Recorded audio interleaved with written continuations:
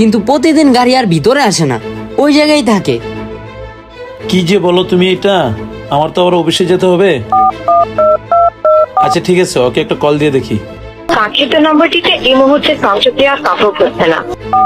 কাঙ্ক্ষিত নম্বরটিতে এই মুহূর্তে সংযোগ। আরে ওর নাম্বারটা তো বন্ধ বলতেছে। আচ্ছা ঠিক আছে, বিষয়টা আমি দেখবো। আমি তাহলে একটু অফিসে যাই, তারপরে তোমার সাথে কথা বলবো। হ্যাঁ আচ্ছা ঠিক আছে স্যার, আসসালামু আলাইকুম স্যার। যাক বন্ধু, মানিকের বাড়িতে যাই। ওই তো দেখা যায় মানিকে বসে রয়েছে। যাক, ওরে গিয়া ব্যাপারটা খুইলা কই। বন্ধু, তোর সাথে আমার কিছু ইমার্জেন্সি কথা আছিল। আচ্ছা ঠিক আছে, তুই কি বলবি এখানে বইসা বল। কথাটা যে কিভাবে বলি, তোর গাড়িটা তো আমি প্রতিদিনই 300 ফিটে দেখি, 12টা আর একটা নাই। আমি যে সময় 300 ফিট যাই, ওই সময় তোর গাড়িটা 300 ফিটে দেখি। রাত্রে ঘুরস নাকি? আরে না, তুই আবার এগুলা কি বলস? আমি আবার এত রাত্রে 300 ফিটে যাবো কেন? আর তুই কি বলছস, আমার গাড়ি তুই প্রতিদিনই 300 ফিটে দেখস? ও, তার মানে কি তুই যাস না? তাহলে কি তোর ড্রাইভার প্রতিদিন তোর গাড়ি নিয়ে 300 ফিট যায়?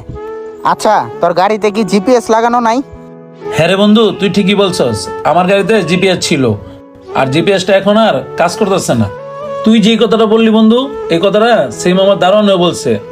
আর আমার দারোয়ান কিন্তু 5 ওয়াক্ত নামাজ পড়ে, আর ওই কিন্তু কোনো সময় মিথ্যা কথা বলতে পারে না। ওর কথা শোনার পর ঠিকই আমি বিশ্বাস